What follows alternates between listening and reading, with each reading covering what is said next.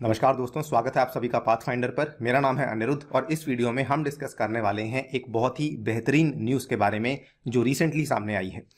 Basically क्या हुआ है कि एक लिथियम आयन की बैटरी प्लांट को बनाने की बातचीत चल रही है और ये वाला जो प्लांट है इसकी वैल्यूएशन अप्रॉक्सीमेटली $800 मिलियन के आसपास है। यानी कि इस प्लांट को बनाने के लिए $800 मिलियन का निवेश किया जाएगा। और ये जो पूरी की पूरी न्यूज़ है, खास करके ये बहुत ही बेहतरीन चीज़ है for the upcoming electric vehicle sector, जिसको लेके भारत में काफ़ी ज़्यादा आजकल चर्चा चल रही है। और इनफैक्ट केवल इतना ही नहीं, अगर ये प्लांट यहाँ पर बन जाता है, बन तो जाएगा ही ऑब्वियसली, लेकिन जब ये प्लांट बन जाएगा तो उसके चलते जो चाइनीज मोनोपोली है right now lithium ion batteries के अंदर, उसको भी ये काउंटर करने की क्षमता रखता है, क्योंकि ये एक बहुत ही बड़ा प्लांट है जो कि सामने आने वाला है। चलिए स्टार्ट करते हैं, जानेंगे इस प्लांट के बारे में कुछ बेसिक चीज़ें, ऑल्सो जानेंगे कुछ लिथियम आयन बैटरीज के बारे में सम इंटरेस्टिंग फैक्ट्स। लेक्चर की पीडीएफ को यदि आप लोग डाउनलोड करना चाहते हैं तो यहाँ पर दिए गए टेलीग्राम चैनल के ऊपर से कर सकते हैं, और आप मुझे अनअकैडमी की ऐप पे फॉलो भी कर सकते हैं इस पर्टिकुलर हैंडल के ऊपर। राइट, तो जैसा कि आप देख सकते हैं, इंडियन एक्सप्रेस का ये पर्टिकुलर न्यूज़ है, India's first electric vehicle battery plant to end China's monopoly, factory setup in Karnataka. इसके बारे में डिटेल्स को समझ लेते हैं। बेसिकली एक ग्रुप है जो कि इंडिया का काफ़ी पुराना ग्रुप है, एप्सिलॉन ग्रुप के नाम से ये जाना जाता है, और इसको 2010 में स्थापित किया गया था। इस एप्सिलॉन ग्रुप के तहत एक और कंपनी को स्थापित किया गया था जिसका नाम है epsilon advanced materials private limited. और ये वाली जो कंपनी है ये असल में सेटअप करी गई थी जस्ट पिछले साल की बात है, अगस्त 2020 में।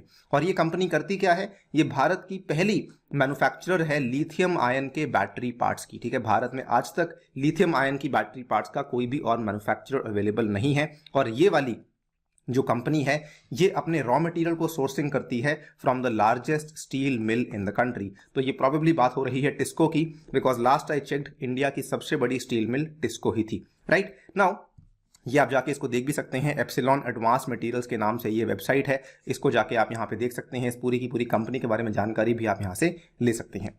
खैर, जो इस पूरे के पूरे प्लांट की बात चल रही है, इसमें कुल मिला के कहा जा रहा है कि अप्रॉक्सीमेटली 60 बिलियन रुपीज यानी कि $800 मिलियन के आसपास पैसा लगाया जाएगा, जिसके चलते 1 lakh ton of synthetic graphite को प्रोड्यूस किया जाएगा बाय 2030। तो लिथियम बैटरीज में क्या होता है, ये वाली इमेज को थोड़ा ध्यान से देखिए। यहाँ पर लिथियम बैटरीज का जो एनोड होता है ना, ये असल में बनाया जाता है ग्रेफाइट के माध्यम से, और जो कैथोड होता है ये बनाया जाता है लिथियम कार्बोनेट के माध्यम से। तो जो एनोड है जो कि इसमें बहुत बड़ा रोल निभाता है, उसका जो ग्रेफाइट है, ये वाली जो ग्रेफाइट एनोड्स हैं ये बनाई जाएंगी इस पर्टिकुलर प्लांट में।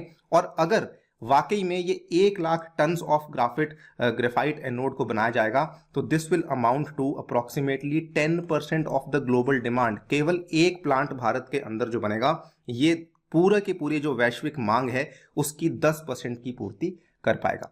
प्लांट कौन बना रहा है, plant will be setup by Vikram Handa. Vikram Handa ये वाले व्यक्ति हैं जो कि इंडिया के लार्जेस्ट स्टील टाइकून, जिनका नाम है सज्जन जिंदल। आपने नाम सुना होगा JSW का, JSW steel, JSW energy and what not. तो ये सारा का सारा जो JSW का ग्रुप है जो इनके अंडर आता है, सज्जन जिंदल, और इनके सन इन लॉ है विक्रम हांडा, जो कि इस पूरे के पूरे प्लांट में निवेश कर रहे हैं। ठीक है, अभी तक देखिए हम इसकी बात इसलिए कर रहे थे बिकॉज चाइनीज मोनोपोली है राइट नाउ एनोड्स को बनाने में। एनोड्स मैं आपको बता चुका हूं ये एक नेगेटिव इलेक्ट्रोड का काम करते हैं लिथियम आयन बैटरीज के अंडर, और इसीलिए क्योंकि ये इलेक्ट्रोड का काम करते हैं तो किसी भी लिथियम सेल का ये 1/4 हिस्सा फॉर्म करते हैं। आज की डेट में जो 80% है पूरी की पूरी दुनिया की जो सप्लाई का 80% of these particular negative electrodes, ये ना आप जानते हैं कौन बना रहा है, this is being produced by China. और इसके लिए जो रॉ मटेरियल चाइना लेता है वो मैक्सिमम लेता है इमर्जिंग कंट्रीज से, खास करके इंडिया से वो बहुत ज़्यादा रॉ मटेरियल ले रहा है। तो बेसिकली प्रॉब्लम क्या थी कि इंडिया रॉ मटेरियल भेज रहा है चाइना को, लेकिन खुद से इसको मैन्युफैक्चर नहीं कर रहा था। इंटरेस्टिंगली ये जो ग्रुप की हम बात कर रहे थे एप्सिलॉन की, ये काफ़ी सारे रॉ मटेरियल को सेंड कर रहे थे चाइना को, जिसके चलते चाइना इस एनोड मटेरियल को बनाने में कामयाब हो रहा था। केवल चाइना को ही नहीं बल्कि जापान को भी और यूरोप की भी काफ़ी सारी कंट्रीज को एप्सिलॉन ग्रुप ये रॉ मटेरियल को भेज रहा था। नाउ आप इस पर्टिकुलर न्यूज कटिंग को भी ध्यान से देखिए।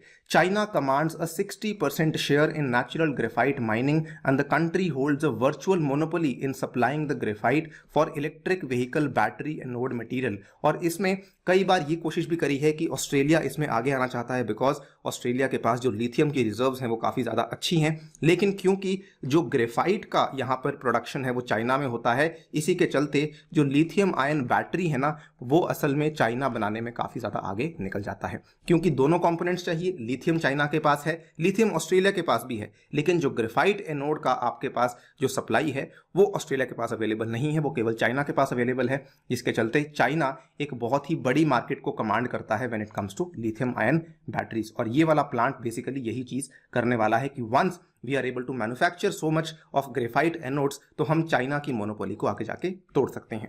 यहाँ पर इसको प्रोसेस को समझ लीजिए, ये बेसिकली बनता कैसे है, बड़ी सिंपल सी चीज़ है। तो JSW स्टील लिमिटेड जो कि स्टील की बहुत ही बड़ी कंपनी है, ये कोल टार को प्रोवाइड करती है। ये एक तरीके से इनका एक बाय प्रोडक्ट है जो कि स्टील के बाद बनने से बच जाता है। एप्सिलॉन ग्रुप क्या करता है, इस कोल टार को उठाता है और इसकी प्रोसेसिंग और इसकी रिफाइनिंग करता है। इसी कोल टार के माध्यम से ये कई सारे टायर्स, कई सारे फ्यूल्स और कई सारे पेंट्स को बनाता है। लेकिन जो एप्सिलॉन एडवांस्ड मटेरियल्स हैं ये बेसिकली इसी कोल टार का इस्तेमाल करेंगे और इसकी हायर प्रोसेसिंग करेंगे, जिसके चलते ये बैटरी मटेरियल्स को बनाने में सक्षम हो पाएंगे। तो ये पूरी की पूरी यहाँ पे साइंस है, और ये जब हायर प्रोसेसिंग कर देंगे इसके बाद जो हम बात कर रहे हैं एनोड ग्रेफाइट्स को ये लोग प्रोड्यूस कर पाएंगे।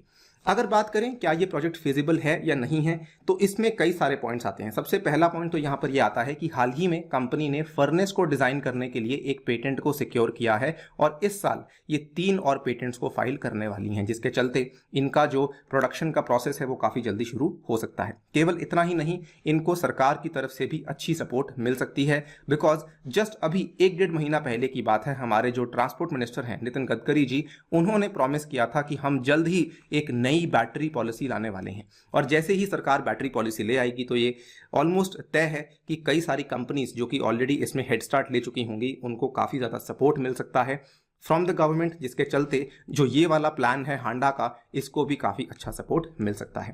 थर्ड इंपॉर्टेंट थिंग इज कि सबसे इंपॉर्टेंट चीज़ यहाँ पे रॉ मटेरियल्स है, और इंडिया के पास रॉ मटेरियल्स को काफ़ी अच्छा एक्सेस है, बिकॉज आप जानते हैं we are one of the very largest producer of steel and हमारे पास कोल टार का अच्छा खासा एक्सेस है, जिसके चलते हम इस पूरे के पूरे प्रोजेक्ट को आगे बढ़ा सकते हैं। जाने से पहले एक आखिरी स्टेटमेंट बोलना चाहूँगा जो कि यहाँ पे विक्रम हांडा के द्वारा ही दिया गया है। इन्होंने कहा है, I am quite optimistic on the outlook for India's battery space over the next decade. It is going to take another 2 to 3 years for really serious money to go into this space, but after this you will see a lot of money pouring into it. India is such a big auto market that one cannot ignore it. तो ये काफ़ी साफ है कि आगे आने वाला समय लिथियम आयन बैटरीज के लिए, इलेक्ट्रिक व्हीकल्स के लिए बहुत ही अच्छा समय है, और ऑब्वियसली हम यही उम्मीद करेंगे कि हमें किसी और कंट्री के ऊपर निर्भर ना रहना पड़े, सो दैट हम इलेक्ट्रिक व्हीकल्स को भारत में सस्ते दामों में बना सकें। जाने से पहले आपको बताना चाहूँगा, अनअकैडमी आपके लिए लेकर आया है पाथफाइंडर की टेस्ट सीरीज, जिसमें अगर आपको हिस्सा लेना है तो मेरा कोड यूज़ करना ना भूलें, अनि UPSC, जिसके चलते आप इस टेस्ट को एवरी डे 12:30 PM पे अटेम्प्ट कर सकते हैं। साथ ही में आपके लिए बैच कोर्सेज को शुरू कर दिया गया है, इसमें भी आपके लिए एक बहुत ही बेहतरीन ऑफर है।